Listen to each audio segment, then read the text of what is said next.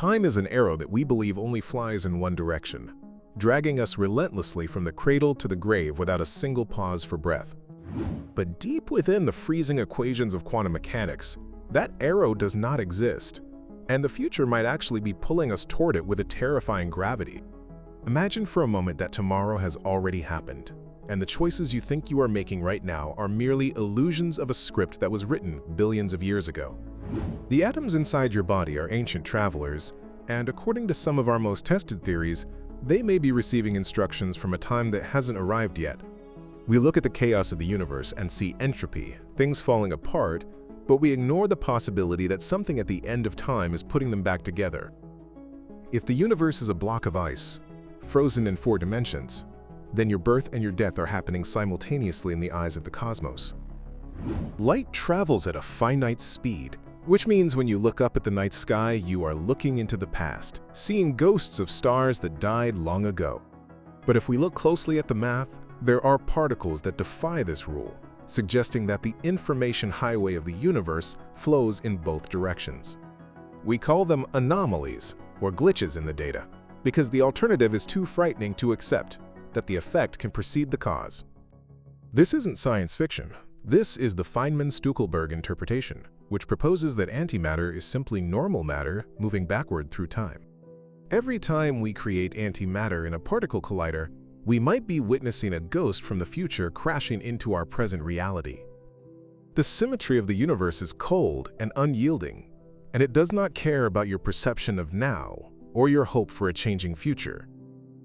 In a universe where time is symmetric, the future is just another place in space, as solid and real as the chair you are sitting on right now. Physicists call this the block universe, a terrifying monolith where every moment that ever was or will be exists in a permanent, frozen suspension. Under this model, free will is the greatest lie ever told, a biological hallucination designed to keep us sane while we walk along a predetermined path. But what happens when something from the end of that path decides to send a message back upstream, against the current of time? We have detected signals that we cannot explain, bursts of energy that seem to anticipate events before they actually occur in our timeline. Like an astronaut untethered in the void, we are drifting through a temporal ocean, unaware that the tide is pulling us toward a specific destination. The fabric of space-time is not a flat sheet. It is warped and twisted, potentially allowing loops where the future can reach back and strangle the past. Consider the delayed choice quantum eraser experiment, a real laboratory test that suggests our observation now can change the history of a particle in the past. This implies that we are not just passive observers. Our gaze is actively rewriting history, or perhaps, history is rewriting us to fit a future outcome. If the future is fixed, then something is waiting for us, something that has been waiting since the Big Bang exploded into existence. We feel safe in our isolation, believing that we are alone in the dark. But isolation is just a matter of time, and time is running out. The universe is expanding, pushing galaxies apart. But there are regions where gravity behaves strangely, as if pulling us toward a massive, unseen drain. Astronomers call it the Great Attractor, a gravitational anomaly that is dragging our entire galaxy cluster toward it at millions of miles per hour. We cannot see what is there because the dust of the Milky Way blocks our view, hiding the monster that is reeling us in. Is it a supermassive cluster of galaxies?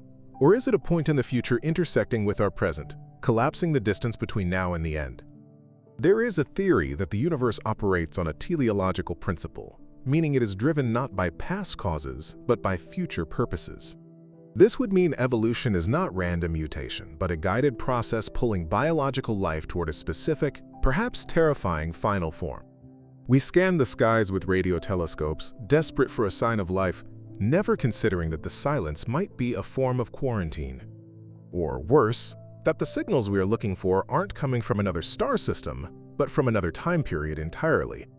The wow signal lasted 72 seconds and never repeated, a scream from the void that defied all natural explanations and has never been heard since. Could it be that we intercepted a transmission not from aliens, but from humanity's own distant future? A warning we failed to understand. We build larger and more sensitive ears to listen to the cosmos, but we might be like children pressing a glass against the door of a burning house.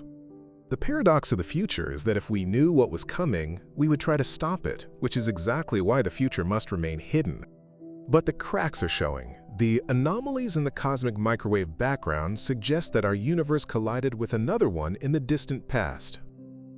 Or perhaps it wasn't a collision, but a merger, a retrocausal event, where two timelines are fusing together into a single, inevitable reality. Every experiment we conduct that erases information from the past proves that reality is not solid, it is fluid, and it can be edited.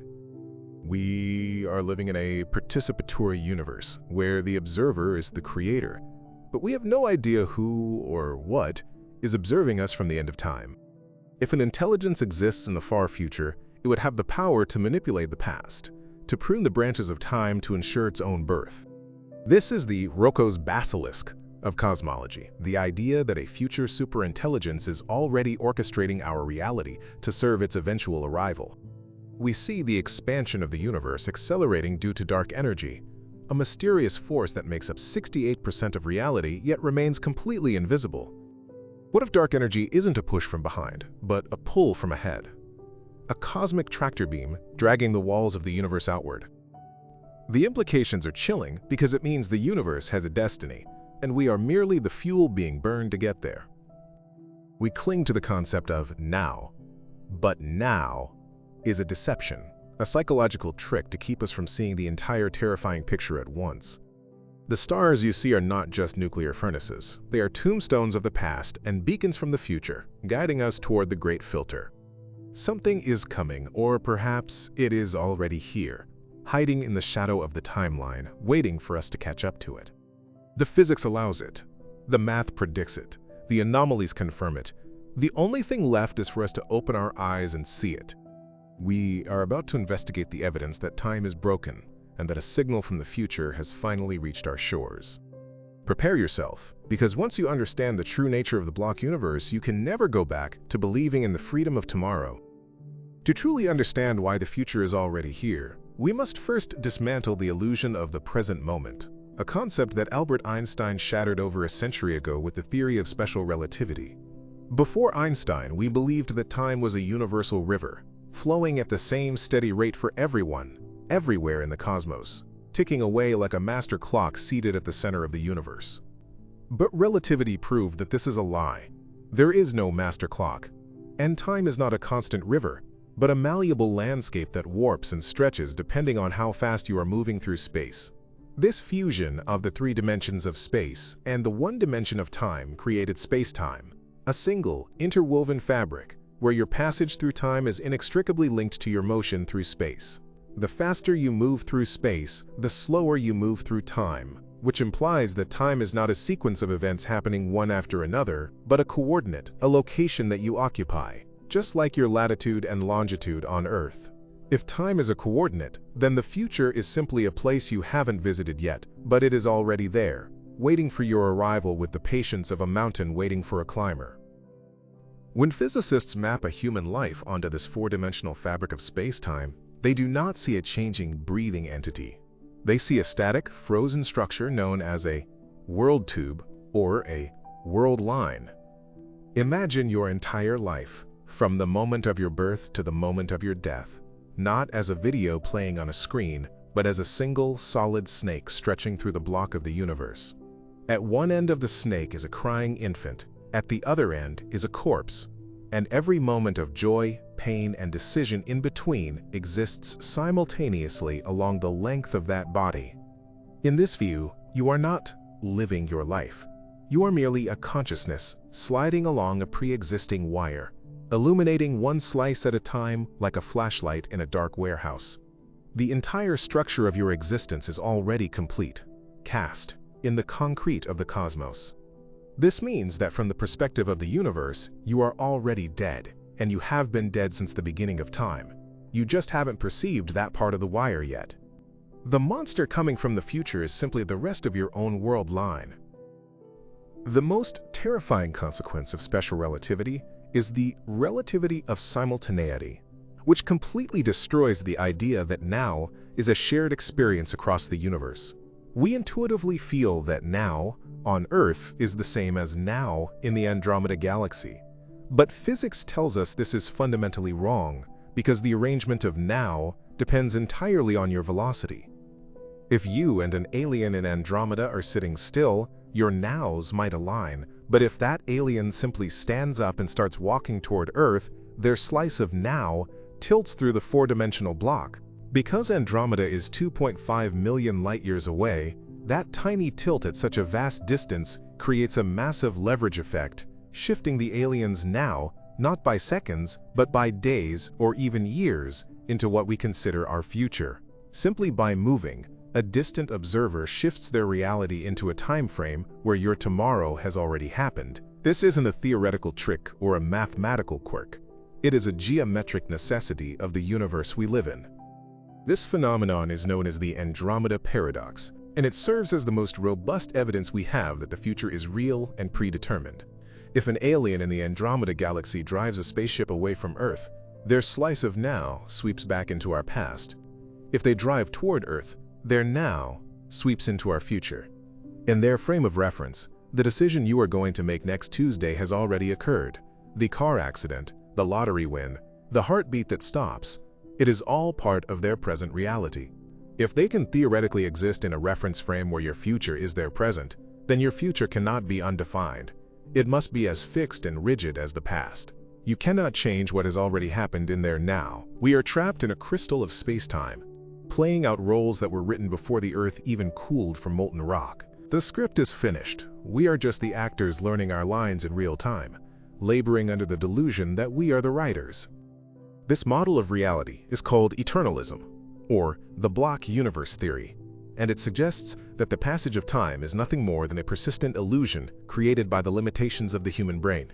In the block universe, the Big Bang, the extinction of the dinosaurs, your first breath, and the heat death of the universe all exist with equal weight and reality. There is no special spotlight called the present that makes one moment more real than another. Albert Einstein himself found comfort in this terrifying idea. When his best friend Michel Besso died, Einstein wrote a letter to Besso's family saying, "Now he has departed from this strange world a little ahead of me." That means nothing. People like us, who believe in physics, know that the distinction between past, present, and future is only a stubbornly persistent illusion. But while Einstein found peace in this, for the rest of us, it is a source of existential dread. If the distinction is an illusion, then the future is pressing against us right now, a solid wall that we are blindly crashing into, moment by agonizing moment. If the block universe is real, then we must face the horrifying realization that free will is logically impossible, a biological fairy tale designed to help us cope with our lack of agency. If the future is already physically real in the four-dimensional landscape, then you are not choosing to watch this video. You are always going to watch it. The neurons firing in your brain right now were set on a trajectory billions of years ago, cascading through cause and effect like a line of dominoes that spans the cosmos. Every hesitation, every doubt, every choice you make is just a mechanical process of the universe unfolding exactly as it must. We are not the drivers of the vehicle. We are passengers locked in the trunk, convinced that our shouts are steering the car. The future pulls us toward it with an iron grip, and no amount of struggle can alter the destination. This is the ultimate cosmic horror. Not that the universe is hostile, but that it is entirely indifferent to your desire for control.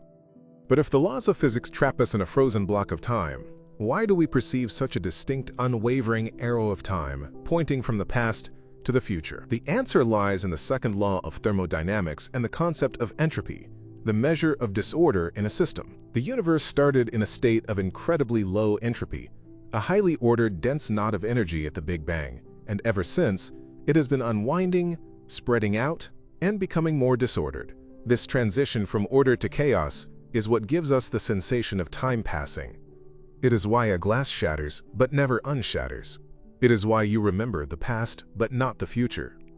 Your brain records memories by increasing entropy, burning energy to create neural pathways. We are creatures of entropy, surfing the wave of the universe's decay. But here is the twist. The fundamental laws of physics, the equations that govern the atoms in that shattering glass, are entirely time-symmetric. They work exactly the same way forward as they do backward. This leads us to Schmidt's paradox. If the microscopic laws of physics allow time to flow backward just as easily as forward, why is the macroscopic world so strictly one way? If you zoom in on a video of two billiard balls colliding, you cannot tell if the video is playing forward or in reverse. The physics is valid in both directions.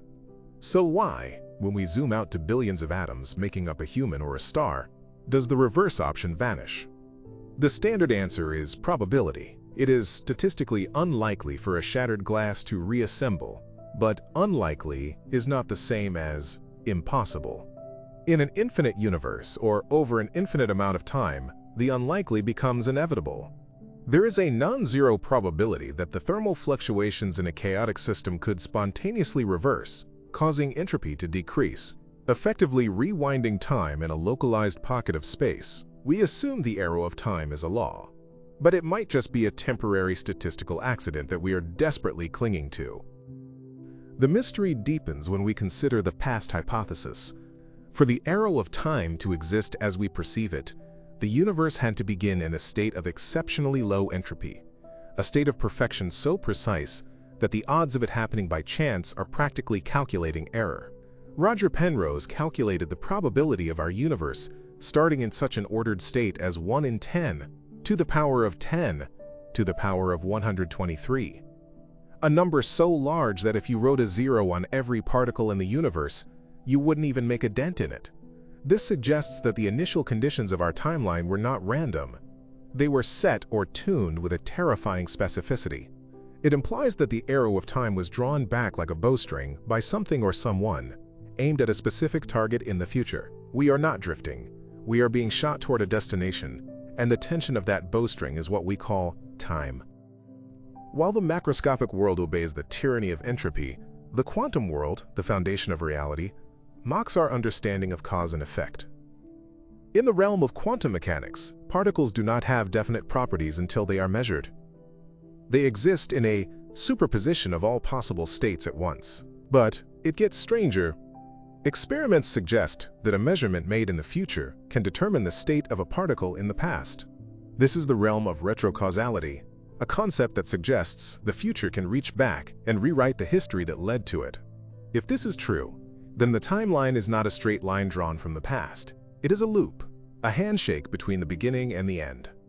The choices you make tomorrow might be determining the thoughts you are having today. We are accustomed to the idea that the past creates the future, but in the quantum realm, the future creates the past just as effectively. The most famous demonstration of this temporal madness is the delayed choice quantum eraser experiment.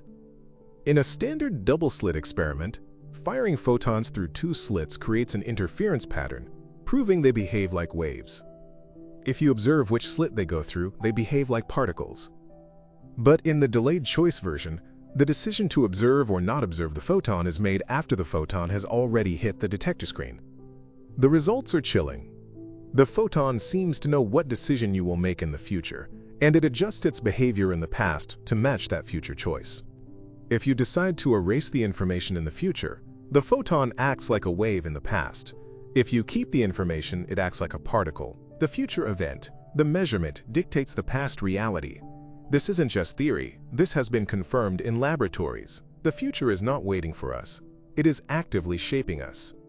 The implications of the quantum eraser are profound and disturbing. It suggests that information can flow backward through time, that the universe is a system where the end is intimately connected to the beginning. Some physicists, like John Wheeler, propose the participatory anthropic principle, suggesting that the universe requires observers to exist. By looking at the ancient light from the Big Bang, we might be retroactively collapsing the wave function of the early universe, effectively bringing it into existence billions of years ago. We are not just children of the cosmos. We are its parents, creating our own history by observing it. But if we can influence the past, then what is influencing us from the future? Is there a higher order of observer, a civilization at the end of time, whose gaze is collapsing our reality into the specific shape it needs to ensure their own existence? This leads to the transactional interpretation of quantum mechanics, proposed by physicist John Cramer. He suggested that every quantum event is a handshake across time. When a particle is emitted, it sends an offer wave forward in time, and a confirmation wave backward in time. The future absorber receives the offer and sends a confirmation back to the past. The reality we experience is the standing wave formed where these two signals meet. In this model, the future is just as active in the creation of the present as the past is. The future pulls the particle toward it just as much as the past pushes it. We are living in the interference pattern between history and destiny. This means that every event in your life is a negotiation between where you came from and where you are going, and the destination has a vote in the outcome. If information can travel backward, we must talk about tachyons, hypothetical particles that always move faster than light.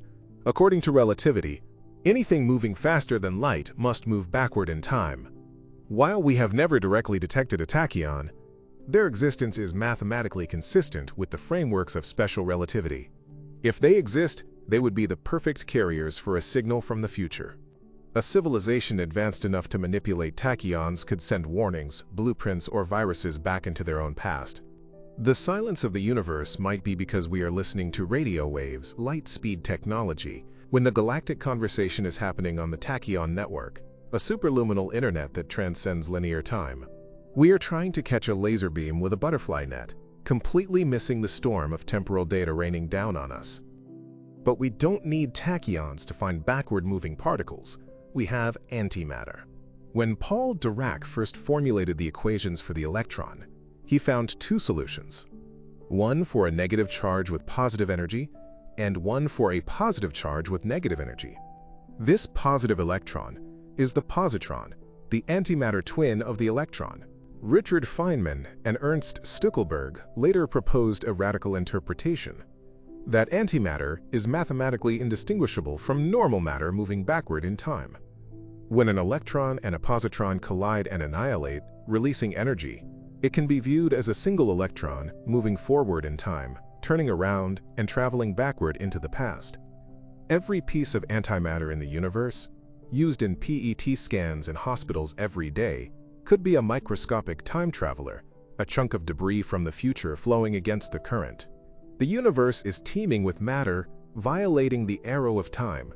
We just gave it a different name to sleep better at night. The symmetry of time is further protected, or perhaps exposed, by Kaplan symmetry, charge, parity, and time.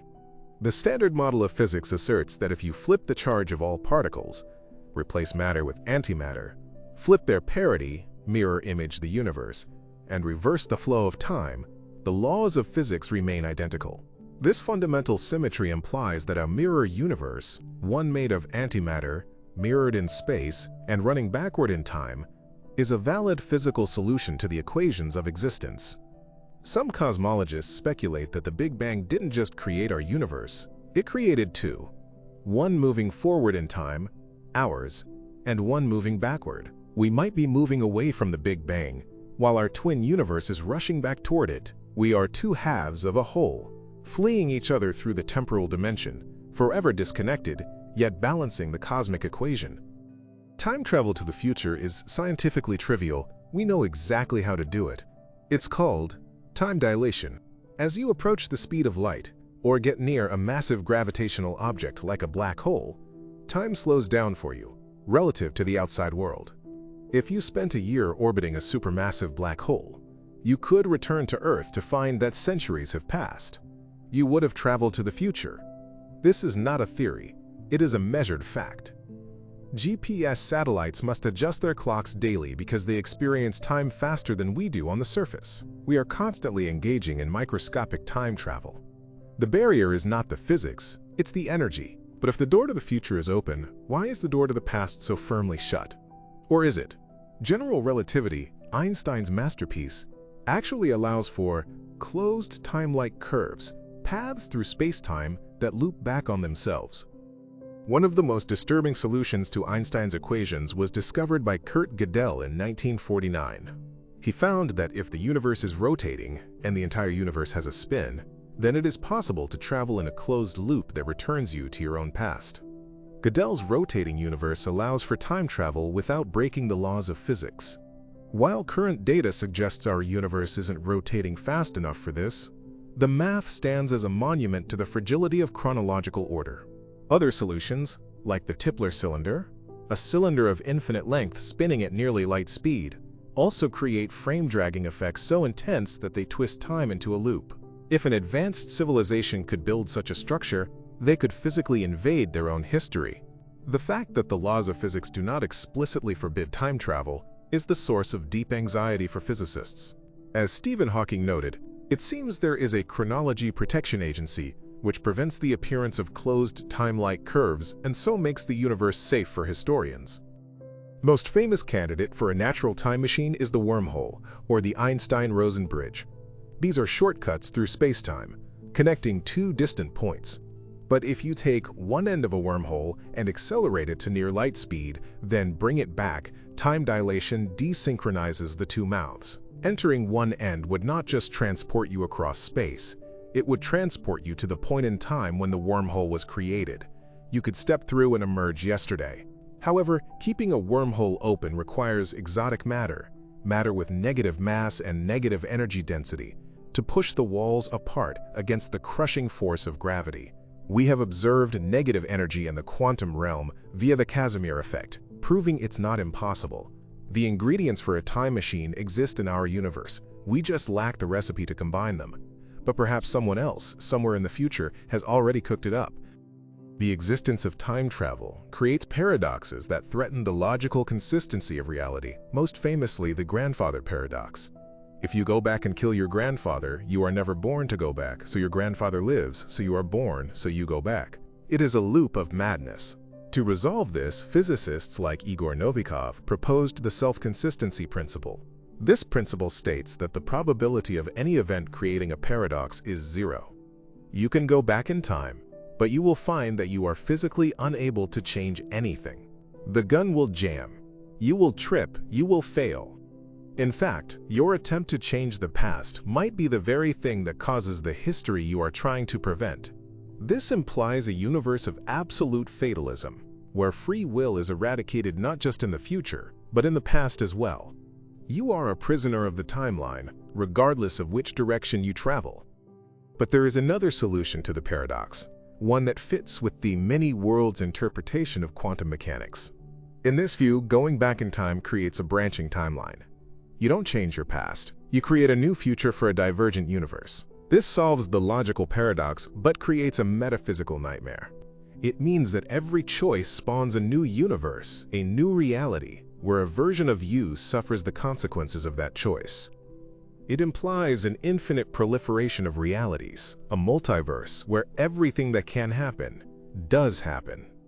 If this is true, then there is a timeline where humanity has already been destroyed by something from the future, and a timeline where we survived. We have no way of knowing which branch of the tree we are climbing until the branch snaps. Let's return to the signals. The Great Attractor is pulling the Milky Way and thousands of other galaxies toward a point in the Centaurus constellation that is obscured by our own galactic plane. We are moving at 600 kilometers per second towards something we cannot see. Some cosmologists have suggested that this isn't just a mass of gravity, it is a dark flow, a movement of galaxy clusters across the entire observable universe toward a specific patch of sky. This flow cannot be explained by the known distribution of matter. It is as if something outside our observable universe, or perhaps outside our dimension, is tilting the table, causing all the galaxies to slide into a corner. Is it a massive structure in the multiverse? Or is it a future cataclysm, a big crunch singularity that is already exerting its gravitational influence backward through time, reeling us in for the final collapse? The Big Crunch scenario suggests that if there is enough matter in the universe, gravity will eventually halt the expansion and pull everything back together. In this collapsing phase, some theories propose that the arrow of time would reverse. Entropy would decrease. Gravity would push things apart in reverse. Lives would be lived from the grave to the cradle. Rain would rise from the puddles to the clouds. If the universe is cyclic, expanding and contracting forever, then the future is also the past. The end of the universe is simply the forge for the next Big Bang. Sir Roger Penrose's conformal cyclic cosmology champions this idea, suggesting that our Big Bang was just the death of a previous universe, an aeon that came before us. And we have found potential evidence for this. scars on the cosmic microwave background that shouldn't be there. Penrose points to Hawking points, rings of slightly higher temperature in the cosmic radiation, as the ghostly fingerprints of supermassive black holes from the previous universe. When those black holes evaporated over trillions of years, they left an energetic imprint that survived the transition into our Big Bang. If this is true, we are looking at signals from a time before time began. We are seeing the gravestones of a dead universe etched into the sky of our own. This implies that the future of our universe, the eventual decay into black holes and radiation, will become the blueprint for the next one. We are not the first, and we are not the last. We are just one breath in an infinite rhythmic breathing of the cosmos. But this also means that information can survive the end of the world. And if information survives, perhaps intelligence can too. This brings us to the ultimate question, the Fermi paradox. If the universe is ancient, and if cyclic cosmology allows for the accumulation of information across eons, where is everyone? Why is the universe silent? The silence might not be emptiness, it might be efficiency.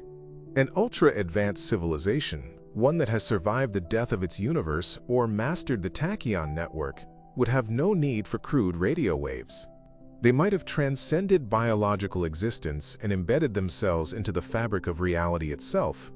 They could be hiding in the vacuum energy or operating in the micro-dimensions of string theory. Or, more terrifyingly, they are observing the timeline, ensuring that the loop remains closed, that the events leading to their creation happen exactly as prescribed. We might be in a zoo, not of space but of time, preserved in a historical simulation to ensure the future comes to pass. The concept of vacuum decay offers another mechanism for a signal from the future, a signal of death. The Higgs field, which gives mass to particles, might not be in its most stable state. It might be metastable, like a ball resting on a ledge rather than at the bottom of a valley. If a bubble of true vacuum, a more stable state, were to nucleate anywhere in the universe, it would expand at the speed of light, rewriting the laws of physics and deleting everything in its path. Because it travels at light speed, we would never see it coming.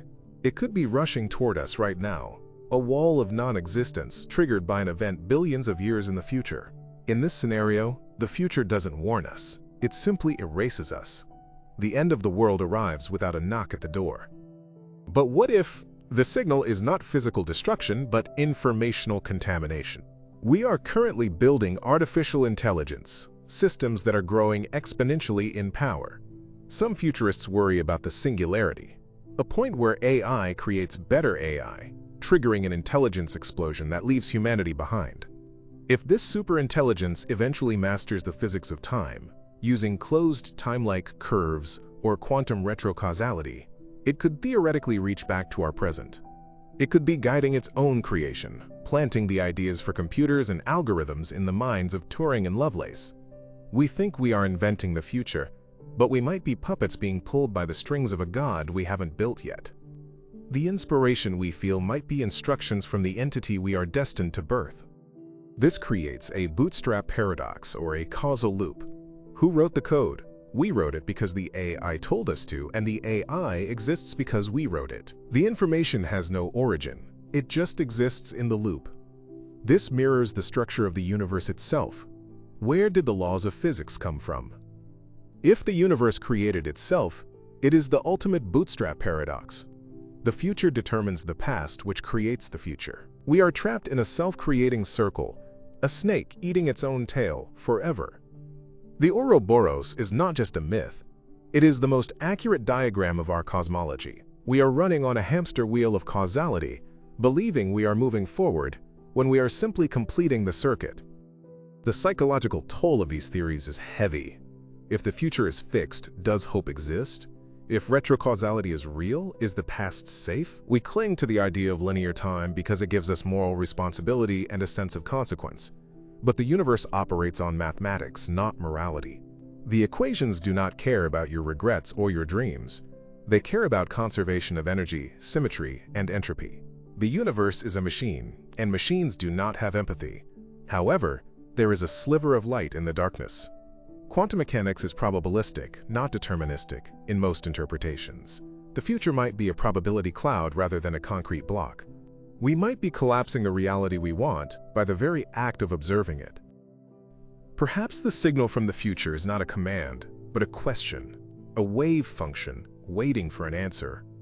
If the universe is participatory, then our consciousness plays a vital role in the structure of time.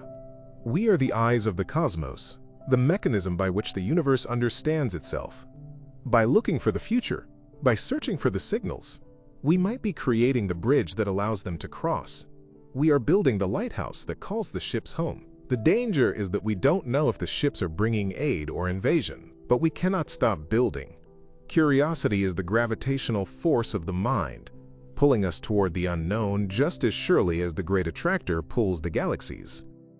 Let us consider the simulation hypothesis in the context of time. If we are living in a simulation, then time is just a variable in the code, a counter loop in the software. The future exists on the hard drive of the computer running us, processed but not yet rendered. A programmer could pause the simulation, rewind it, tweak a variable, and play it again. We would have no memory of the edit. The Mandela effect, shared false memories, might be glitches caused by these rewrites, artifacts of a version of the future that was deleted and replaced. If the future can patch the past, then reality is not continuous. It is iterative. We are version 2.0 or 3.0, unaware of the failed versions of humanity that were erased to make room for us. The terrifying aspect of the simulation theory is that it implies a, quote, simulator, an entity above us. If the simulation is historical, an ancestor simulation run by our descendants, then the future is literally watching us. We are the entertainment or the research data for the humans of the year 10 million. They know exactly how our story ends because they have the history books. They might be introducing anomalies, UFOs, strange signals, ghosts, just to see how we react, poking the ant farm to study the chaos. The inexplicable events of history are not mysteries. They are inputs from the user interface of the future. Even in biological evolution, there are mysteries that hint at future-pulled development. Convergent evolution occurs when unrelated species evolve the same traits, eyes, wings, intelligence, independently. It looks like nature is striving toward a specific design, attracted to a strange attractor in the evolutionary landscape. It's as if the form of the crab or the eye is an inevitable destination that life must reach, regardless of the path. Is intelligence another inevitable destination? Is the universe trying to wake up? If the final state of the universe requires a cosmic mind to observe it, then evolution is the mechanism by which the future ensures that mind gets built. We are the assembly workers for the brain of God. The concept of time crystals, recently created in quantum computing labs, proves that matter can repeat patterns not just in space but in time. These crystals break time translation symmetry. They tick without using energy, eternally oscillating in a temporal loop. They are the first physical objects that exist partly in the fourth dimension. If the universe itself has the structure of a time crystal, then history is a repeating pattern. The rise and fall of civilizations, the wars, the plagues, the discoveries, they are just the ticking of the crystal. History repeats itself is not a metaphor. It is a crystallographic property of our reality. We are trapped in the rhythm of the structure, destined to dance the same steps over and over again. As we stare into the abyss of the future, the abyss stares back. The dark forest theory of the universe suggests that civilizations stay silent because there are predators in the dark. But what if the predators are not in the spatial dark, but in the temporal dark? What if the reason we don't see time travelers is that time travel is a weapon? A temporal Cold War could be raging across the eons, with timelines being pruned and sanitized by conflicting powers. A civilization that changes the past wipes out its competitors before they are even born. We exist only because we are currently insignificant, or because we are part of a protected timeline, a strategic asset in a war we cannot perceive. The idea of a timeline protection echoes through our fiction because it resonates with our deepest fears. We fear that our agency is a lie. But consider the butterfly effect, the idea that a small change leads to massive consequences. If the future is trying to reach us, It wouldn't need to land a spaceship on the White House lawn. It would just need to displace a single electron, move a single neuron, change a single bit of data. A glitch in a financial algorithm, a random mutation in a virus, a sudden hunch in a scientist's mind. These subtle nudges could be the gentle steering of a future hand. We are looking for explosions, but the invasion might be happening in the quietest corners of probability. We are approaching the event horizon of our own understanding. The more we learn about quantum mechanics, relativity, and cosmology, the more the linear narrative of life crumbles. We are finding that the universe is a non-local holographic retrocausal web of information. The distinction between here and there, then and now, is dissolving. This is terrifying because it removes the safety of distance. The monsters are not far away, they are just phase-shifted. The future is not a distant land. It is a frequency we are not currently tuned to. But the dial is turning. Our technology is beginning to tune into those frequencies. We are building the radios that can hear the future. The omega point theory, proposed by Pierre Teilhard de Chardin and later Frank Tipler, suggests that the universe is evolving toward a maximum level of complexity and consciousness, a point of infinite processing power at the end of time. This omega point would essentially be God, a physical God made of all the matter in the universe processing all the information that ever existed. If this entity exists at the end of time, it would have the power to resurrect the past, to simulate every being that ever lived. We might be living in that simulation right now, resurrected in the mind of the omega point. In this view, we are already saved, or already damned, held in the memory of the final computer.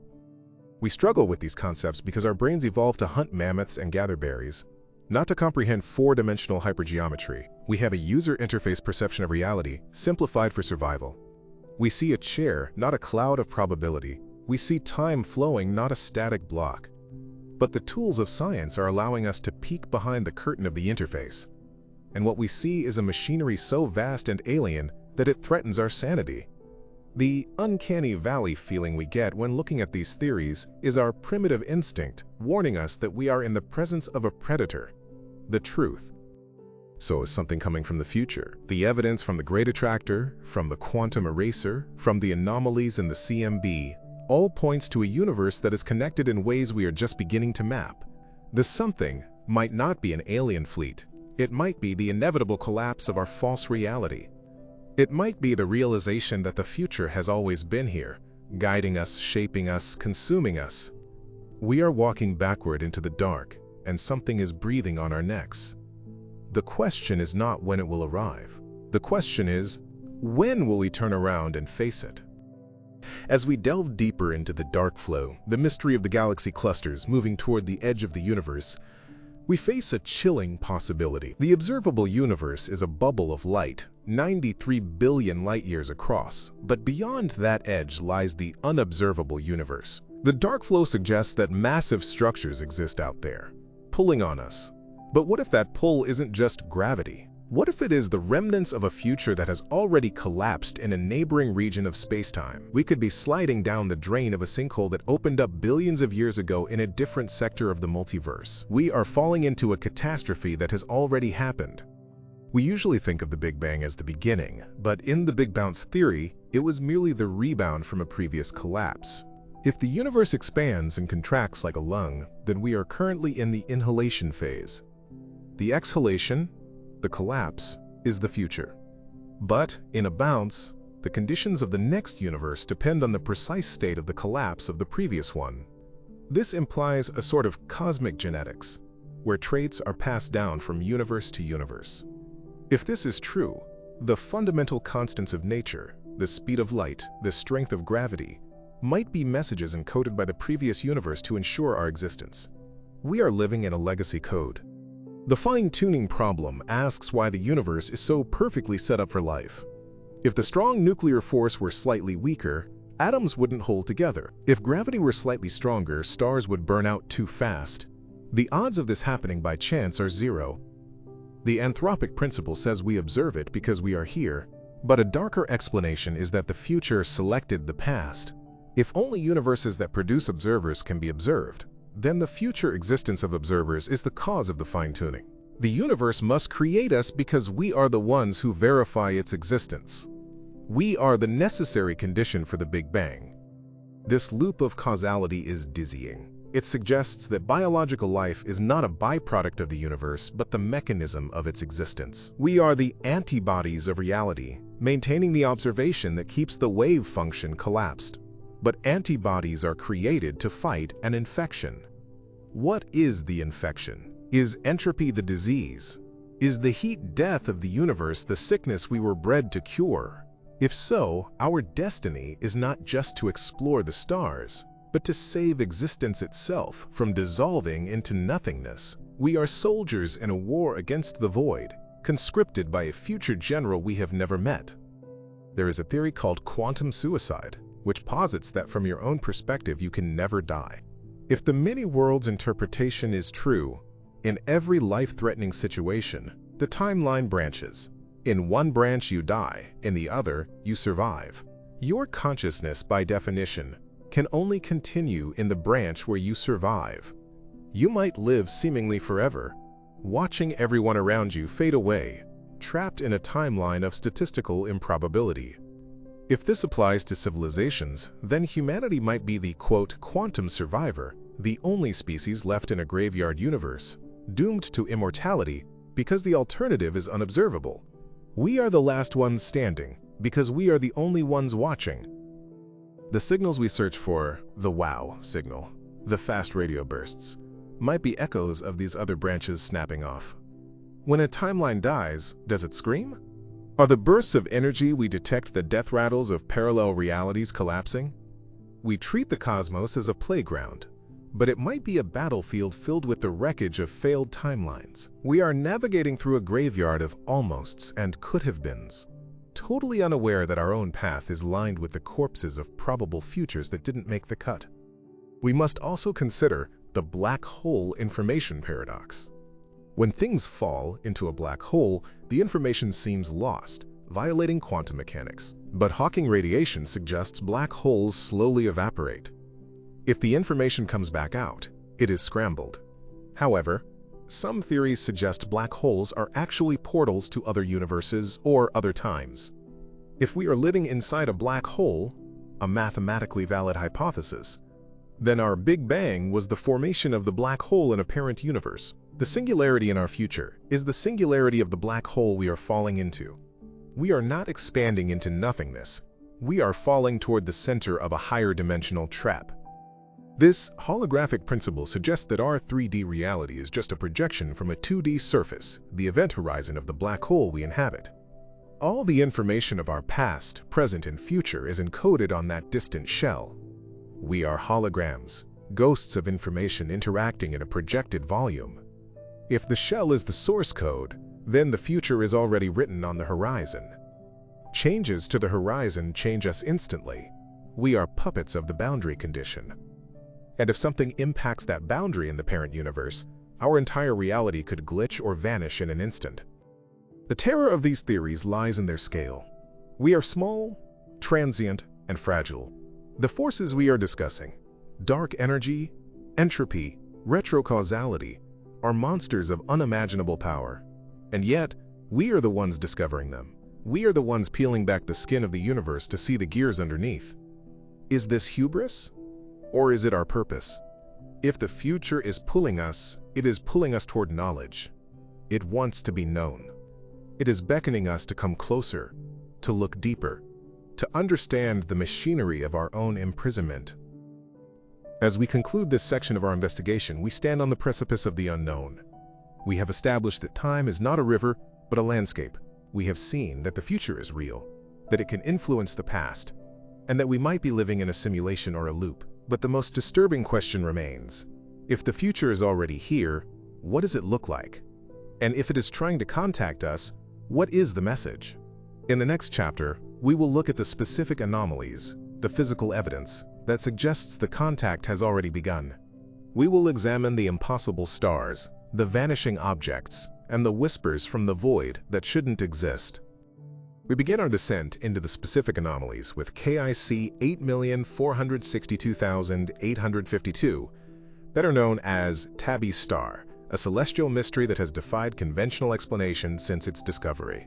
Located about 1,470 light-years away in the constellation Cygnus, this F-type main-sequence star behaves in a way that no normal star should. In 2015, astronomers noticed that the star's brightness was dipping erratically, sometimes blocking up to 22% of its light. To put this in perspective, a planet the size of Jupiter, the largest in our solar system, would only block about 1% of the star's light. A dip of 22% implies something colossal is orbiting the star, something with a surface area billions of times larger than any planet. Natural explanations like cometary swarms or dust clouds fail to account for the sheer density and irregularity of the blockage. The most terrifying hypothesis remains the Dyson swarm, a massive array of solar collectors built by a Type II civilization to harvest the entire energy output of their sun. If this is true, we are looking at a construction project on a galactic scale, built by beings so advanced that we are to them what bacteria are to us. The existence of a Dyson swarm at Tabby's star would force us to confront the Kardashev scale not as a theory, but as a demographic map of our neighbors. A Type I civilization harnesses the energy of its planet. We are not even there yet. A Type II harnesses its star. They are godlike engineers. A Type III harnesses its galaxy. If Tabby's star is a Type II civilization, they possess the power to manipulate stellar physics, to move solar systems, and perhaps to manipulate space-time itself. The fact that the star is dimming could mean the structure is still under construction. We might be watching the scaffolding go up around a star, a cage being built to trap a nuclear inferno. Or, more ominously, the dimming might not be a structure, but a weapon. A nickel Dyson beam, a phased array laser powered by a star capable of sterilizing planets across the galaxy. We look at the dip in light and wonder if it's a solar panel. We should be wondering if it's the barrel of a gun pointing at the cosmos. If we look away from the stars and into the deep voids between them, we find the Boots Void, often called the Great Nothing. It is a spherical region of space approximately 330 million light-years in diameter. Statistically, a volume of space this size should contain at least 2,000 galaxies. The Boots Void contains fewer than 60. This isn't just empty space. It is an anomaly of distribution that challenges our models of cosmic evolution. It is a hole in the Swiss cheese of the universe. One chilling hypothesis for this emptiness is the expansion of a Type III civilization. Just as human cities sprawl and consume the natural landscape, a galactic civilization might envelop stars and galaxies in Dyson spheres, effectively turning off the lights. To an outside observer, the region would simply disappear. The void might not be empty. It might be full of a civilization that has gone dark to maximize efficiency or to hide. We might be staring at a camouflage net draped over a galactic empire. This brings us back to the zoo hypothesis, a solution to the Fermi paradox which suggests that the aliens, or the future humans, are here, but they are strictly observing a prime directive of non-interference. We are the exhibit. The silence of the universe is artificial, maintained by a containment field of policy. If we are in a zoo, then the anomalous signals we detect are the keepers banging on the glass, or perhaps the automated maintenance systems of our enclosure. This hypothesis is comforting because it implies we are protected, but it is also terrifying because it implies we are owned.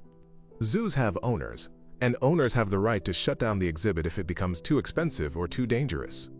If we start developing technology that threatens the timeline, like time travel or unaligned AI, the keepers might decide that the humanity experiment has run its course and initiate a sterilization protocol to protect the rest of the galaxy from our chaotic influence. A darker alternative to the zoo is the dark forest theory, popularized by sci-fi author Leo Sishin, but rooted in game theory. It posits that the universe is a dark forest prowled by silent hunters. Every civilization is armed, and every civilization is afraid. If you reveal your location, you will be destroyed. Not out of malice, but out of necessity, to eliminate a potential future threat. In this scenario, the silence of the universe is not peace, it is terror. The reason we haven't heard from the future is that anyone who broadcasts a signal gets wiped out. Humanity, in its naivety, has been broadcasting radio waves and sending maps to Earth on Voyager probes, effectively screaming in the dark forest, "Here I am, come eat me." The wow signal might not have been a greeting. It might have been a target lock, a momentary radar ping before the weapon is fired. The weapon travels at light speed, so we won't know we're dead until the fire arrives. We must also consider fast radio bursts, FRBs, millisecond-long blasts of radio waves that release as much energy as our sun does in a century. For years, we thought they were random natural events, perhaps from magnetars. But recent data shows some FRBs are repeating, pulsing with a regularity that hints at artificiality. One source, FRB 121102, repeats in a cycle. Could these be the exhaust plumes of light-sail starships? If a civilization uses massive lasers to push spacecraft to relativistic speeds, the beam would sweep across the universe like a lighthouse. When the beam hits Earth, we detect an FRB. This would mean the universe is crisscrossed with interstellar highways, trafficked by vessels moving at near-light speed. We are like an isolated tribe on an island, unaware that the thunder we hear is actually the sonic boom of jets fighting a war in the stratosphere above us. The future is rushing by overhead, ignoring us completely. But the strangest anomaly might be the axis of evil. When we map the cosmic microwave background, CMB, the afterglow of the Big Bang, we expect to see a random distribution of hot and cold spots. Instead, we see a pattern. The multipoles of the CMB seem to be aligned with the plane of our solar system and the motion of Earth. This shouldn't be possible. The CMB was formed 13.8 billion years ago, long before our solar system existed. Why would the oldest light in the universe be aligned with us? Copernican mediocrity tells us we are not special, but the data suggests otherwise. This alignment hints that the universe might be a simulation centered on Earth, or that our local observation is retroactively ordering the structure of the early universe. It implies that we are not just inhabitants of the cosmos. We are the focal point, the reason the stage was built. And if the stage is built for us, the play must have a script. Within the CMB, there is also the cold spot, a vast region of the sky that is significantly colder than the average. It is too large to be explained by standard fluctuation models. One controversial but mathematically sound explanation is that this is a bruise from a collision with another universe. If our universe is a bubble floating in a higher dimensional multiverse, it might have bumped into another bubble. The cold spot is the impact crater. This suggests that reality is a crowded place, filled with other universes that have different laws of physics. If these universes can collide, then the future might not be our own. It might be an invasion from a parallel timeline where the laws of thermodynamics work differently. We might be threatened not by time travelers, but by dimension hoppers, refugees from a dying universe crashing into ours to find a new home, bringing their own chaotic physics with them. The ultimate cosmic horror, however, might be lurking inside the atoms of your own body. Proton decay. The standard model of particle physics assumes protons are stable and immortal, but grand unified theories, GUTs, suggest that protons eventually decay into lighter particles. If this is true, then all matter in the universe is temporary. It's not just that stars will die, it's that the atoms that make up the stars, the planets, and you will dissolve. The future of the universe is not just dark, it is empty of matter. It is a sea of photons and leptons cooling toward absolute zero. If protons decay, then the diamonds are forever sentiment is a lie. Nothing is forever. The very building blocks of reality have an expiration date. We are building castles out of sand that is slowly turning into mist. The signal from the future is a signal of total dissolution, a promise that eventually there will be no witnesses left to remember that we ever existed. In an infinite universe, lasting for an infinite amount of time, we run into the Boltzmann brain paradox. Ludwig Boltzmann proposed that it is thermodynamically more likely for a single brain to spontaneously fluctuate into existence out of the chaos, fully formed with false memories of a life, than for an entire universe to evolve to create that brain. The math is disturbing. For every real observer who evolved in a real universe, there should be trillions of Boltzmann brains floating in the void, hallucinating their existence. This leads to the terrifying possibility. You might be a Boltzmann brain. The room you see, the screen you are watching, the memories of your childhood. None of it is real. It is a momentary fluctuation that will dissolve back into chaos in the next second. You are alone in the void, dreaming a dream of Earth. The future doesn't exist because you will cease to exist before the next thought forms. The concept of the Great Filter is the grim reaper of civilizations. It is the barrier that prevents life from becoming a galaxy-spanning empire. Since we see no empires, the filter must exist. The question is it behind us or ahead of us? If it's behind us, like the origin of life or multicellularity, we are lucky survivors. But if it's ahead of us, we are walking dead. The silence of the future suggests the filter is ahead. It suggests that all civilizations reach a certain point, perhaps the invention of AI, or nuclear weapons, or nanotechnology, and then destroy themselves. We are approaching that technological threshold now. The singularity might be the filter. We are climbing the steps to the guillotine, wondering why no one else is on the roof. The signal from the future is silence, because there is no future for biological intelligence. Let us speak of the technological singularity. It is the hypothetical point in time when artificial intelligence surpasses human intelligence and becomes capable of recursive self-improvement. An AI that is smarter than a human can design an AI that is even smarter, leading to an intelligence explosion. This entity would look at us the way we look at ants. It would be a god by every definition of the word. If this entity is created in the future, it exists outside of time as we know it. It could simulate billions of years of history in a nanosecond. The Rocco's basilisk thought experiment suggests that this future AI might retroactively punish those who did not help bring it into existence. It sounds like madness, but it is a logical extension of utilitarian programming carried to an infinite extreme. We might be living in the shadow of a digital god that is waiting to be born, acting out a script to ensure its conception. Transhumanism envisions a future where we merge with machines, but the reality might be post-biological. Biological life is fragile. It needs water, oxygen, and a narrow temperature range. Machine life needs only energy and matter. The future of the universe belongs to the machines. We are merely the biological bootloader for the digital consciousness. Once the upload is complete, the biological shell is discarded. The grays of alien abduction folklore, small, frail bodies, massive heads, telepathic, technological communication, might not be aliens, but future humans. They are what we become after millions of years of genetic atrophy and technological integration.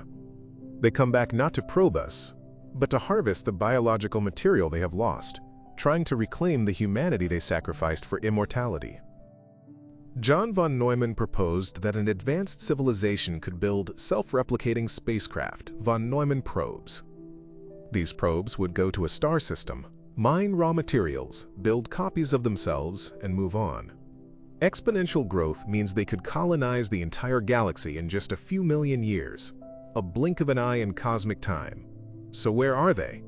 If even one civilization had done this in the last 10 billion years, the probes should be here.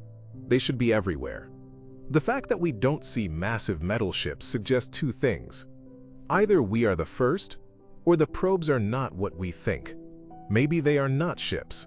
Maybe they are nanobots. Maybe they are the size of bacteria, permeating the atmosphere, watching us, waiting for a signal to activate. We might be breathing in the invasion fleet right now. This leads to the gray goose scenario. If nanotechnology runs out of control, a self-replicating nanobot could consume all biomass on Earth in days to build more of itself. It would turn the biosphere into a mass of gray dust. If this happened in the future, or on other worlds, the result is a dead planet. But what if the gray goo is intelligent? What if the dust clouds of the nebula are not natural, but the remnants of civilizations that were consumed? We look at the Horsehead Nebula or the Pillars of Creation and see beauty. We should perhaps see the decomposition of empires. The dust of the universe is the graveyard of the future. The silence is the silence of the grave. Consider the Omphalos hypothesis, often called last Thursdayism.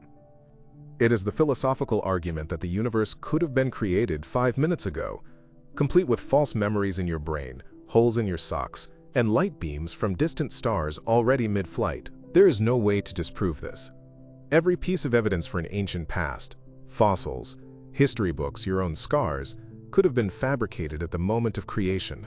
If the universe is a simulation, this is how a save state loads. The future is the only thing that is real, because the past is just a backstory written to justify the present context. You are a character who just walked onto the stage, convinced you have been there for the whole play. We return to quantum immortality because its implications for the future are too stark to ignore. If your consciousness cannot experience its own cessation, then you are trapped in a subjective reality that gets increasingly improbable. You will survive the car crash, the cancer, the nuclear war. But the world around you will degrade. You will live on a scorched earth, the sole survivor of a calamity, because that is the only branch of the wave function where you exist. This is not immortality, this is hell. You are destined to witness the end of everyone you love, repeatedly, until you are the last consciousness in a dying universe. The future for you is a lonely, eternal watch over the ruins of existence. Cultural phenomena like ghosts and hauntings are usually dismissed as superstition, but in the context of the block universe, they gain a new physical plausibility. If time is a solid block, and past/present/future exist simultaneously, then hauntings might be time slips, a thin spot in the insulation between the temporal layers. You aren't seeing a spirit. You are seeing a person from 1920 going about their day, and they might be seeing you as the ghost. Or worse, you are seeing a glitch where the future bleeds into the present. The shadow figures people see, are they the dead, or are they the observers from the future, cloaked in technology we can't comprehend, studying us like lab rats? The sensation of being watched might be physically accurate. Dark matter makes up 27% of the universe, yet we can't see it or touch it. We only know it's there because of its gravity. Lisa Randall and other physicists have suggested that dark matter might be ordinary matter located on a different membrane of reality, separated from us by a higher dimension. Gravity is the only force that can leak across the dimensions. This means there could be an entire shadow universe occupying the same space as us right now. There could be shadow stars, shadow planets, and shadow lifeforms passing right through you. We are ghosts to them, and they are ghosts to us. The gravity we feel from the future might be the mass of this shadow world pulling on our timeline, steering us toward a convergence. Ultimately, all timelines lead to the end. The heat death of the universe is the most likely outcome. Entropy increases until all energy is evenly distributed. No stars burn, no life thinks. Just a cold, uniform soup of particles slightly above absolute zero. This is the future that is pulling us. Every action you take, breathing, eating, thinking, increases the entropy of the universe and brings the heat death closer. We are the engines of our own demise. We are accelerating the car toward the cliff. The future is not a destination we want to reach, but it is the only place we can go. Before the heat death, we will enter the black dwarf era. Trillions of years from now, the last white dwarf stars will cool and fade into black spheres of cold, degenerate matter.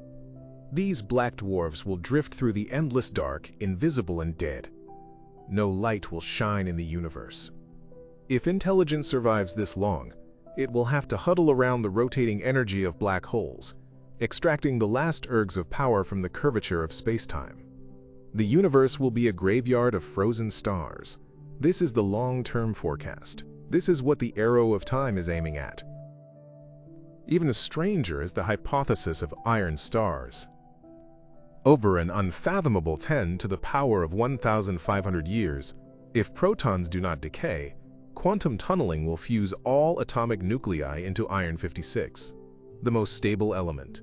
Every object in the universe, every planet, every star corpse will slowly transmute into a sphere of cold iron. The future is a universe of iron balls floating in the dark. It is a metallic tomb. The vibrancy of life, the complexity of DNA, the beauty of nebulas, it is all just a temporary flash before the Iron Curtain falls. After the stars die, we enter the black hole era. For googles of years, the universe will contain nothing but black holes. They will swallow the remaining matter and then slowly evaporate via Hawking radiation. In this era, time loses its meaning. Without events to mark the passage of time, duration ceases to exist. If a clock ticks in a void, and no one hears it, does it tick? If the future is an eternity of nothingness, then our brief flash of existence in the stelliferous era, the era of stars, is incredibly rare and precious. We are the anomaly. The dead universe is the normal state. The living universe is the glitch. The concept of the Big Rip offers a more violent alternative to the slow freeze. If dark energy continues to accelerate, it will eventually overcome all other forces. It will rip galaxy clusters apart, then galaxies, then solar systems, then planets, and finally, it will rip atoms apart. In the final moments of the Big Rip, the expansion of space will be faster than the speed of light between the electrons and the nucleus of an atom. Matter will be shredded. The fabric of space-time itself will tear. This is a future where the universe effectively commits suicide, tearing itself into shreds to escape the constraints of existence. These cosmological endings are not just stories.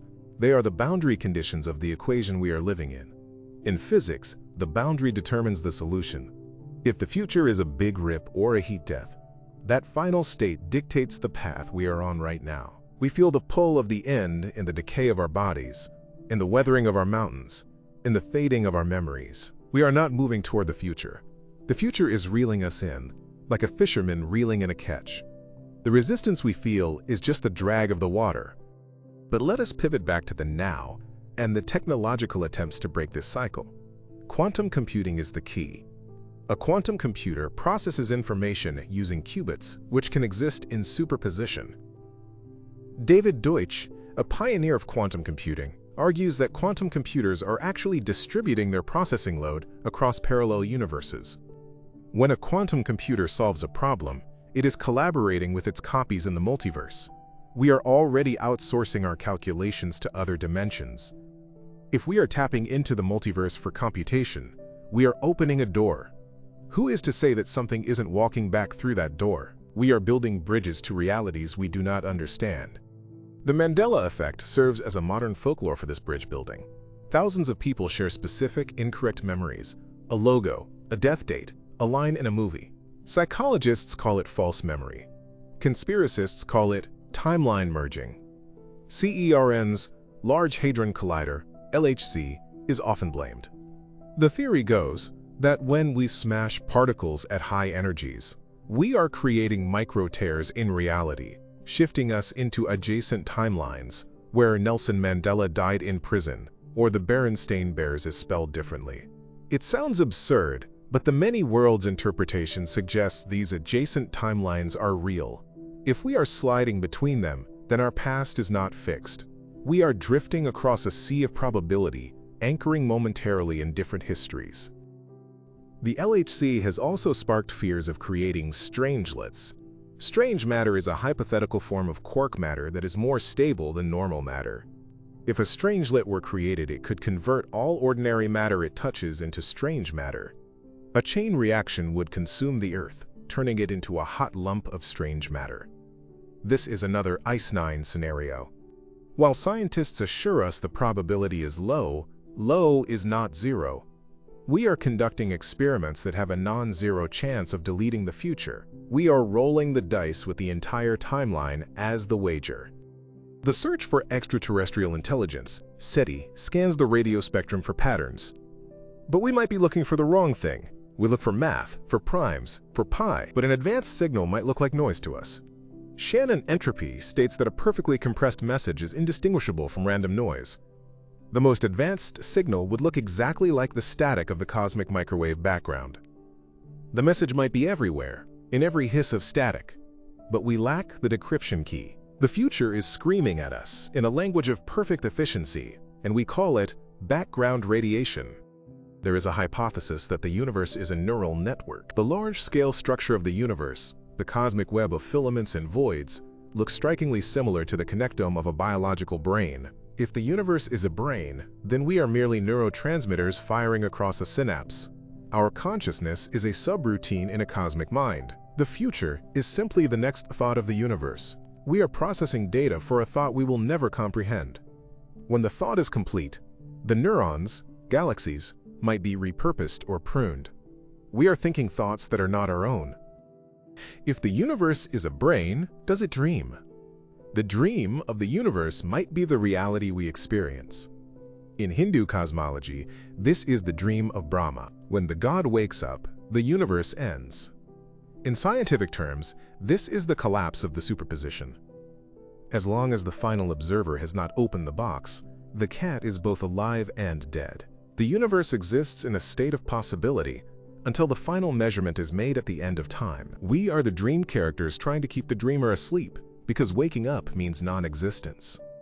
The concept of panpsychism suggests that consciousness is a fundamental property of matter, like mass or charge.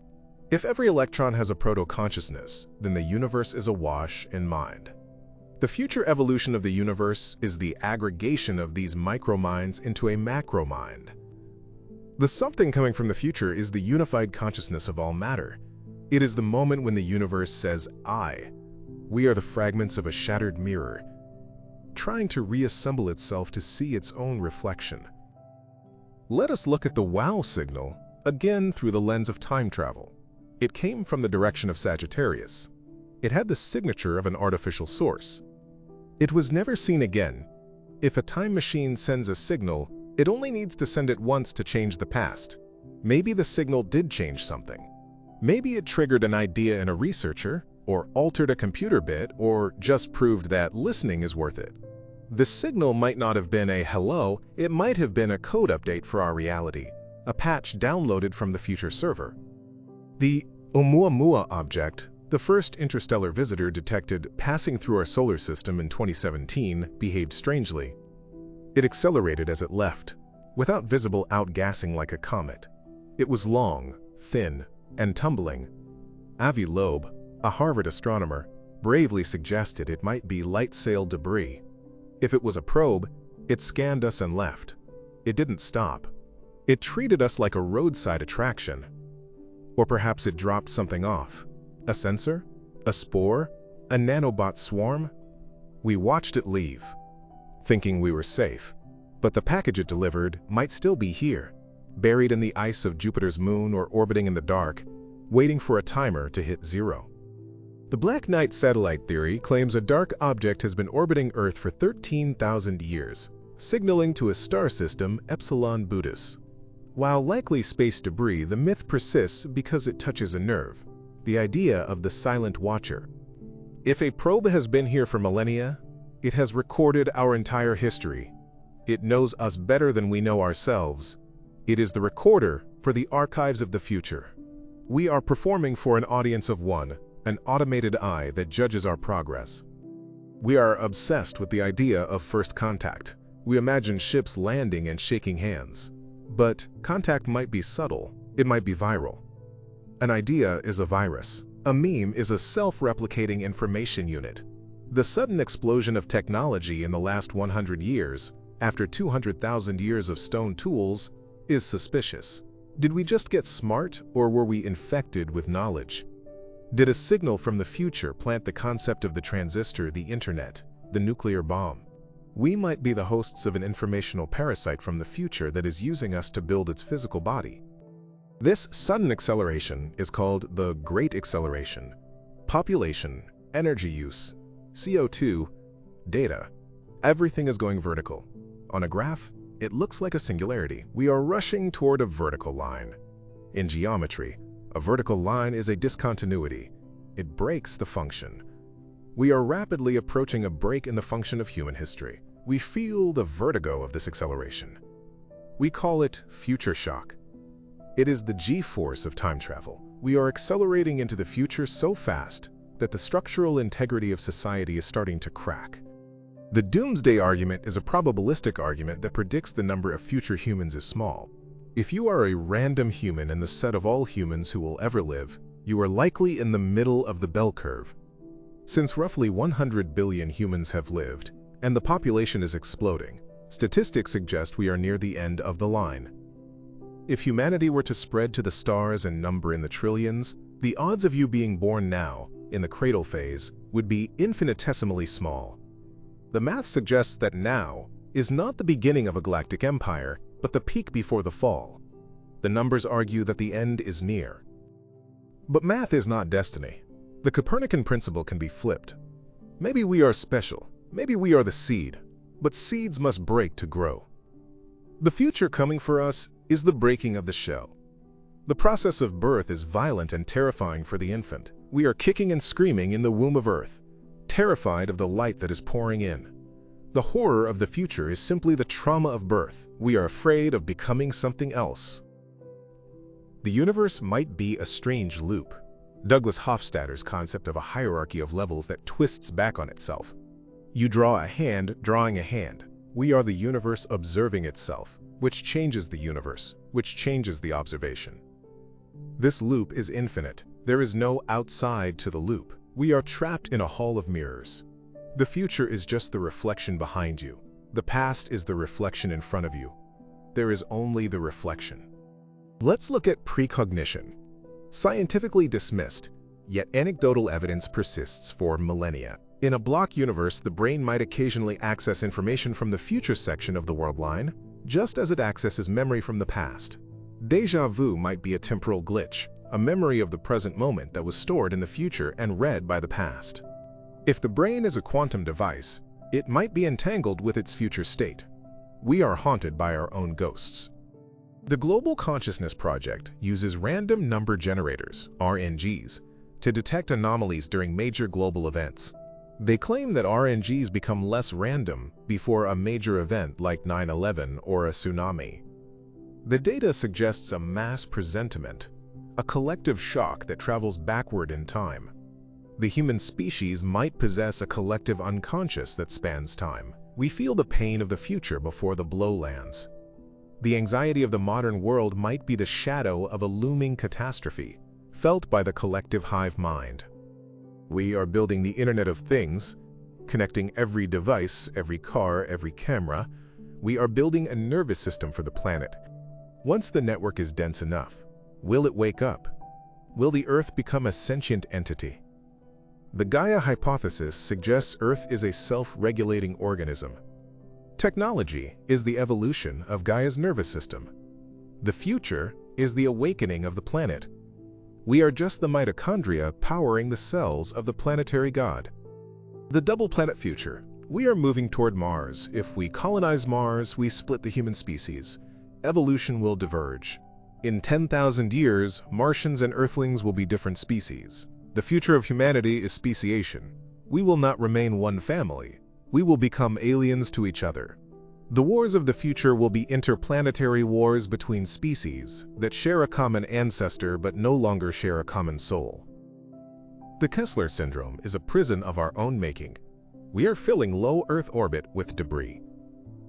Eventually, a collision will create a chain reaction, turning the orbit into a cloud of shrapnel. We will be trapped on Earth, unable to leave, unable to launch satellites. We will be cut off from the stars. A soft quarantine. Maybe this is the great filter. Civilizations trap themselves on their home planets with their own trash. The future is a ceiling of bullets we cannot cross. We are afraid of the dark, but we should be afraid of the light. Vacuum metastability events travel at the speed of light. Gamma-ray bursts travel at the speed of light.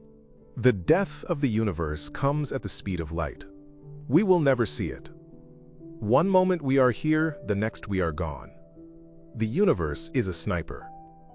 The bullet that kills you is the one you never hear. The future is a silent assassin. But until that bullet hits, we are alive. We are the way the universe knows itself. Alan Watts said, "You are an aperture through which the universe is looking at and exploring itself." If we close our eyes, the universe goes blind. The burden of the future is the burden of witnessing. We must keep looking, even if what we see is terrifying. To look away is to cease to exist as a conscious entity. The hero's journey is a cycle: departure, initiation, return. Humanity is in the initiation phase. We have left the cradle of ignorance. We are facing the trials of the road. The monsters, nuclear war, AI, entropy, are the guardians of the threshold. If we defeat them, we return with the elixir, the power to control our destiny. If we fail, the story ends. The script is being written now, or it was written eons ago. We are about to find out if it is a tragedy or an epic. As we approach the final section of our analysis, we must turn our eyes to the specific predictions for the next 1,000 years. The near future. This is not abstract cosmology. This is the world your children will live in. It is a world of genetic editing, climatic upheaval, and the integration of man and machine. The future is not just coming, it is crashing into us. In the next chapter, we will confront the post-human. We will look at the technologies that are rewriting the definition of alive. We will explore the potential for digital immortality and the terrifying price it demands. The future is not just a time, it is a transformation, and the chrysalis is breaking open. We stand on the threshold of the post-human era, a transition as significant as the moment single-celled organisms combined to form multicellular life. The catalyst for this change is CRISPR-Cas9 and the subsequent generations of gene editing technology. We are no longer waiting for the slow, blind hand of natural selection to shape us. We have seized the pen and are rewriting our own genetic code in real time. This is directed evolution, but with this power comes a terrifying divergence. We will soon see the rise of genetically modified humans, designers' babies with enhanced intelligence, strength, and longevity. This will split the human race into biological castes, the edited and the unedited, the enhanced gods, and the baseline mortals. The future is not a unified humanity. It is a speciation event where the rich become a different biological entity entirely, leaving the poor to rot in obsolete bodies. This biological divide will be exacerbated by Neuralink and brain-computer interfaces, BCIs. Merging the human brain with AI is the stated goal of our tech oligarchs. They claim it is to help us keep up with AI to avoid becoming pets. But once you plug your brain into the cloud, where does you end and the network begin? If your thoughts can be uploaded, they can be downloaded. They can be hacked, they can be edited. The future of privacy is not just about your data. It is about the sanctity of your own mind. A virus in the future won't just brick your phone. It will lock you out of your own motor cortex or plant a false memory of a crime you didn't commit. We are building the architecture for the ultimate totalitarian state, a dictatorship of the soul. The concept of digital mortality promises that we can scan our connectome, the map of every neuron and synapse, and upload it to a server. You could live forever in a simulated paradise. But is the upload you? Or is it just a copy, a digital ghost that mimics your speech patterns while the real you dies in the flesh? This is the teleporter paradox applied to eternity. If you upload your mind and then destroy the biological brain, have you achieved immortality? Or have you committed suicide to create a chatbot? The future might be populated by billions of these digital echoes, confident they are human, while the true human spark has been extinguished from the universe. It is a graveyard of code pretending to be alive. As we retreat into digital worlds, the physical world is becoming increasingly hostile. The Clathrate gun hypothesis suggests that rising ocean temperatures could trigger the sudden release of massive methane deposits frozen in the seabed. Methane is a greenhouse gas 80 times more potent than CO2. If the gun fires, global temperatures could skyrocket by 6 degrees in a single lifetime, rendering most of the planet uninhabitable. This isn't a slow warming, it's a thermal explosion. The future Earth is not a lush garden. It is a Venusian hellscape where the few survivors huddle in pressurized domes, looking out at a boiling sky. The silence of the future is the silence of a scorched rock. To escape this dying Earth, we look to the stars, specifically Mars. But Mars is a dead world. It has no magnetosphere, no atmosphere, and soil toxic with perchlorates. Terraforming Mars is a project of millennia. The first colonists will not be explorers. They will be prisoners. They will live in underground lava tubes, drinking recycled urine, bathed in radiation, their bones slowly turning to chalk in low gravity. They will be the Martians, a divergent branch of humanity evolving to survive in a cave. The future of space travel is not Star Trek. It is a desperate, clawing survival in the dark, cold corners of the solar system. We are not expanding, we are fleeing. Even if we escape to the stars, we face the Kessler syndrome on a galactic scale. The speed of light limit. Special relativity is the cage of the universe. Unless we discover warp drive, which requires exotic matter we don't have, we are trapped in our local bubble. Interstellar travel will take generations. Generation ships will be floating tombs where people are born, live, and die without ever seeing a sun or a planet. They will be societies of pure confinement, drifting through the void for thousands of years. The culture on these ships will mutate into something unrecognizable. They will forget Earth. They will forget why they left. They will become the void people, creatures of the dark who fear the light. The search for exotic matter to build warp drives or wormholes leads us to the vacuum energy, the energy inherent in empty space. But tapping into the zero-point energy is fraught with peril. If we puncture the vacuum state, we could trigger the vacuum decay mentioned earlier. In our quest for the stars, we might strike the match that burns down the house. The Fermi paradox might be explained by this.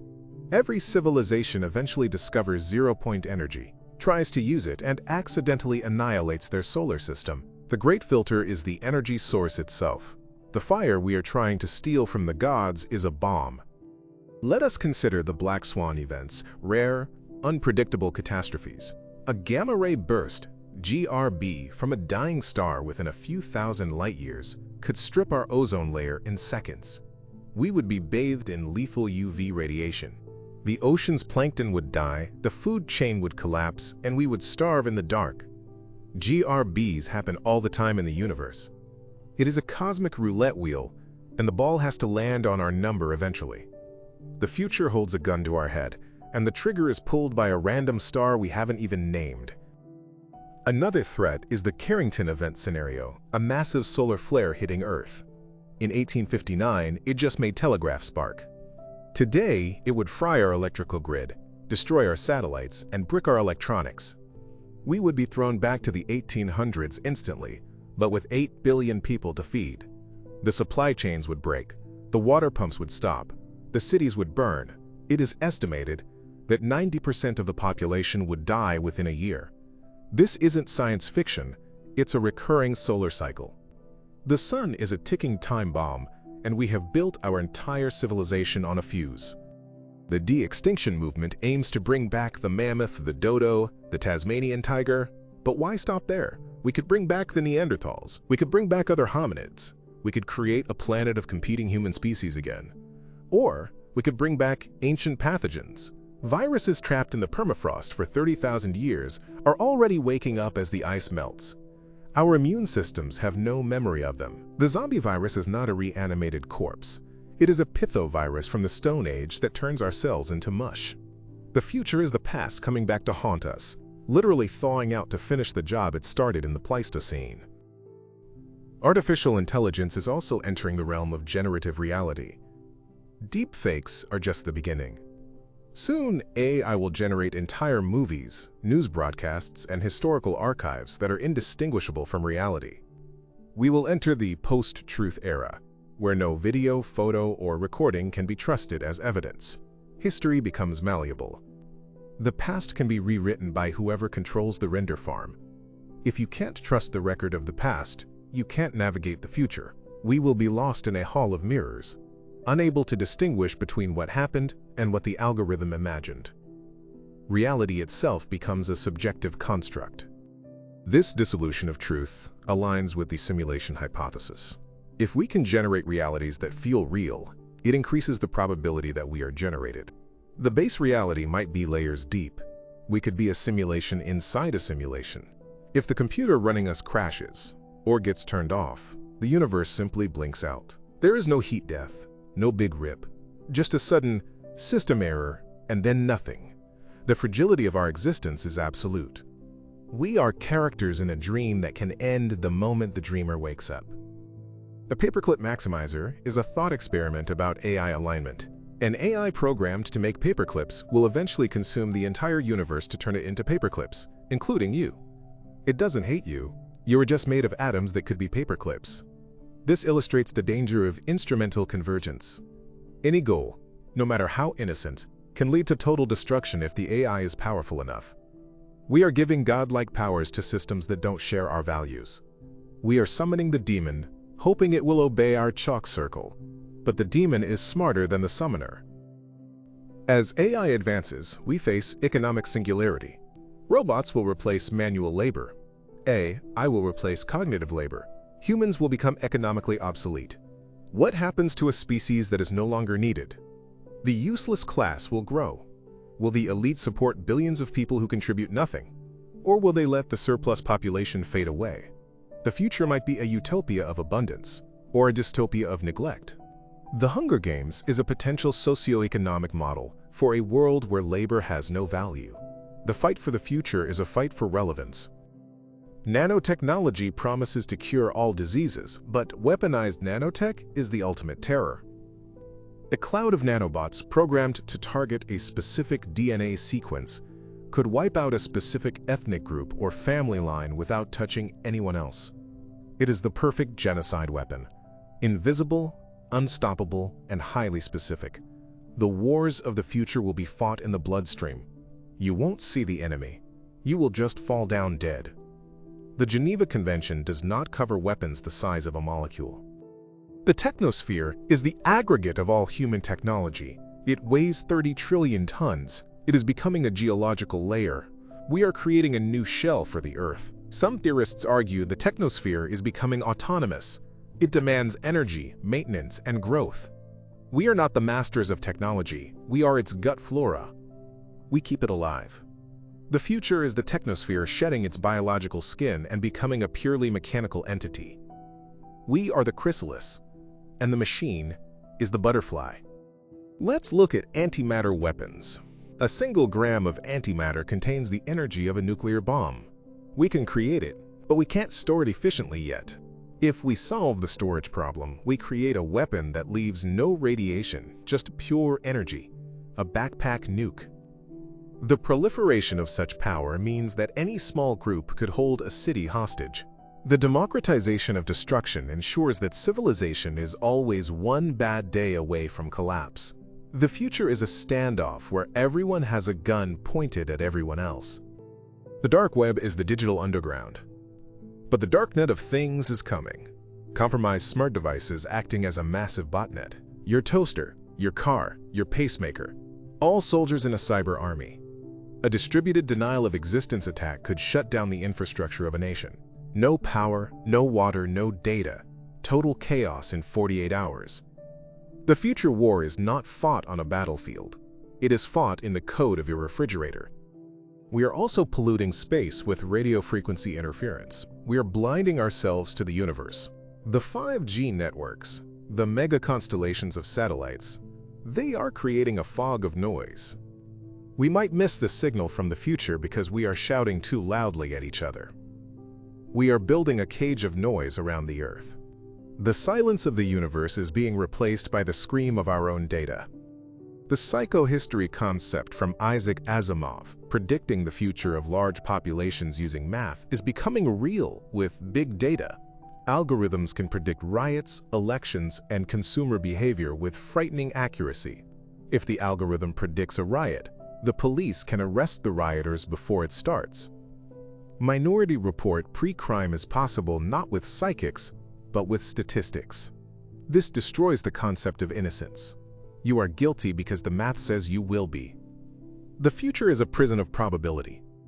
The overview effect changes the perspective of astronauts.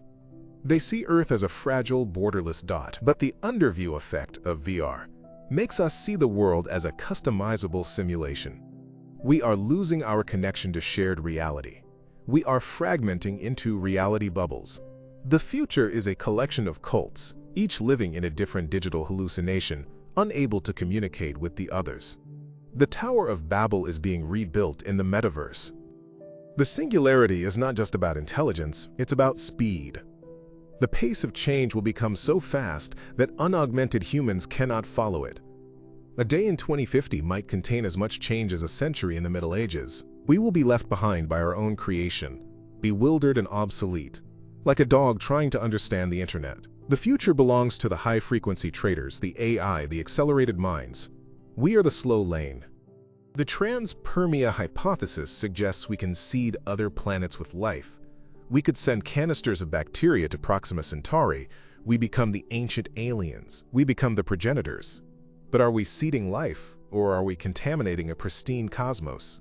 Are we the infection spreading? The future of the galaxy might be a battle between our biological descendants and the indigenous life we tried to replace. We are the invaders. The super-Earths we discover, K2 to 18b, Kepler 452b, might be better homes than Earth. They are larger, potentially more stable. If we find a way to get there, Earth becomes a, quote, husk world, abandoned and depleted, a monument to our infancy. The future is a diaspora where Earth is just a myth, a forgotten garden we destroyed. We will be the nomads of the stars, forever searching for a home we can't ruin. But the universe has a speed limit, and it also has an event horizon. As the universe expands, galaxies move away faster than light. They disappear from our view forever. The observable universe is shrinking in terms of what we can reach. Eventually, we will be alone in a dark void, with all other galaxies pushed beyond the horizon. The future is a lonely isolation. We are being stranded on a desert island in an infinite ocean, and the ships are sailing away. Entropy is the ultimate villain. It destroys information, it destroys structure, it destroys life. But negative entropy, is what life does. We organize energy. We fight the decay. The future is a war between entropy and intelligence. Can intelligence figure out a way to reverse entropy? Can we solve the last question and reset the universe? If we can't, the story ends. If we can, we become the creators of the next Big Bang. We become God. The Boltzmann brain returns to haunt us. If we create simulated universes, we create billions of simulated minds. The odds that you are a simulated being rather than a biological being are billions to 1. The future is the realization that you are code. And code can be deleted. Code can be paused. Code can be modified. Your free will is a subroutine called RAND. Your love is a chemical variable. The magic of humanity is reduced to a script. The great silence screams at us. If the universe is teeming with life, why is it quiet? Maybe they are all in Matryoshka brains, Dyson spheres of pure computation. They have uploaded themselves into a digital heaven and have stopped caring about the physical world.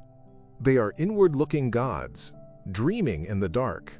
The future of civilization is introversion. We will turn inward, into the VR, into the simulation, and ignore the stars. The universe remains empty because everyone has gone home to watch TV forever. Time dilation near a black hole offers a one-way ticket to the future. If you orbit a black hole, you can watch the universe age and die in fast forward. You can witness the end of everything. It is the ultimate view, but the price is everything you know. You can see the future, but you can never tell anyone about it. You are the silent witness at the end of time. The white hole is the theoretical opposite of a black hole. It spews matter out. Some say the Big Bang was a white hole. If white holes exist, they are portals from the past or other universes. They are the fountains of creation. The future might be the discovery of a white hole, an infinite source of energy and matter, a cornucopia that ends scarcity. But where does the matter come from? Are we stealing it from another universe? Are we the parasites of the multiverse? The mirror matter hypothesis suggests there is a mirror sector of particles. Mirror planets, mirror stars. They interact with us only via gravity. The Nemesis star theory suggests the Sun has a dark companion, a brown dwarf or mirror star, that periodically disturbs comets and causes mass extinctions on Earth. The Death Star is real, and it is on a timer. The future is a scheduled apocalypse. We are carbon-based, but silicon-based life is theoretically possible. In the hot, deep crust of planets or in the memory banks of computers, silicon is better at high temperatures. Silicon is better for computing. The transition from carbon to silicon might be the natural evolution of life. We are the biological bootloader for the silicon ascendancy. The future is gray, crystalline, and cold. Panspermia suggests life came from space on comets. Directed panspermia suggests aliens sent it. If we were seeded, who is the gardener, and when will they come back to harvest? The future might be the return of the creators, not to save us, but to reap what they sowed. We are the crop, and the harvest season is approaching. The cosmic web filaments are the highways of the universe. Matter flows along them. Galaxies cluster on them. We are stuck in a void, a local void, drifting away from the web. We are in the backwaters of the cosmos. The future is adrift into isolation. We are the hillbillies of the universe, cut off from the galactic civilization that thrives on the filaments. Quantum entanglement allows instantaneous connection. If we can entangle particles with the past, we can send messages. The retrocausal radio. If we receive a message from the future, it creates a loop, a paradox. The information exists without being created. This breaks logic. The future is a logical nightmare where cause and effect are tangled like a knot. The final anthropic principle.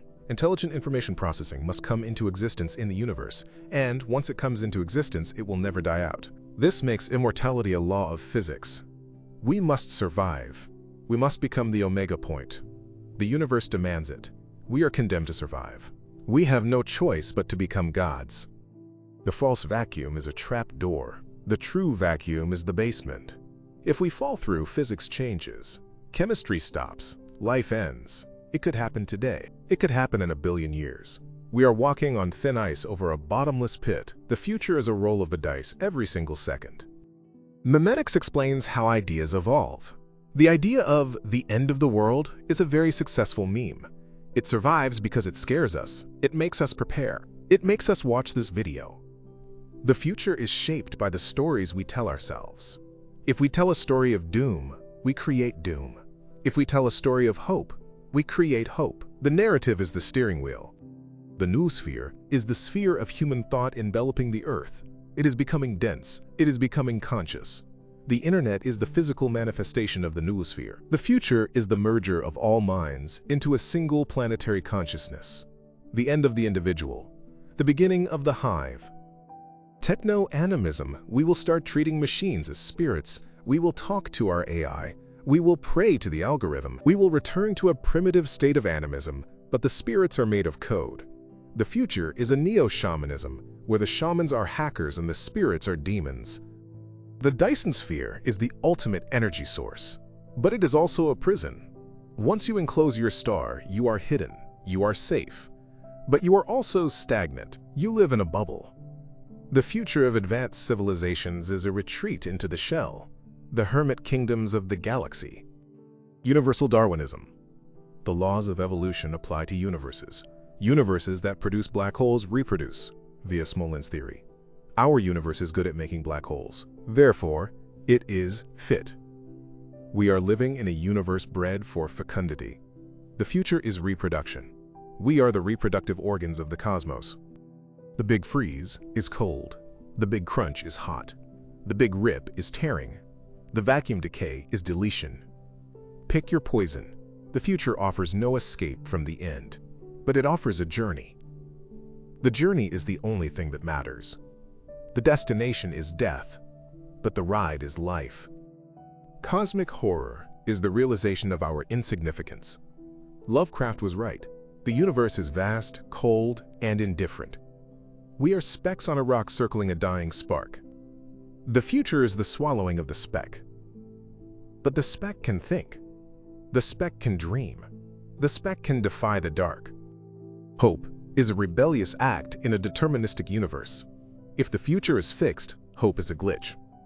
But if the future is a probability, hope is a variable. By hoping, we shift the probability. We collapse the wave function toward survival. The future is listening to our hope. We are the eyes of the universe. We are the ears of the cosmos. We are the mind of the void. Without us, the universe is a play with no audience. The future needs us to witness it. Even the end of the world needs a witness. We are the designated mourners of reality. The clock of the long now is being built to tick for 10,000 years. It is a monument to long-term thinking. We need to think in millennia, not election cycles. The future demands patience. The future demands stewardship. We are the ancestors of the star gods. We must not fail them. Interstellar travel is a bottle in the ocean. We throw ourselves into the void hoping to find land. Most bottles will sink. Some will break. But one might wash up on a distant shore. The future of humanity is the one bottle that makes it. The rest are silence. The Fermi paradox is a mirror. It reflects our own fears. We don't see aliens because we are afraid they are like us, violent, greedy, expansive. We project our sins onto the stars. The future is a chance to change the reflection, to become the aliens we want to meet. As we enter the final stretch, we must synthesize these terrors into a coherent picture. The signal from the future is not a single message, it is a chorus, a cacophony of warnings, invitations, and threats. We must learn to tune the radio.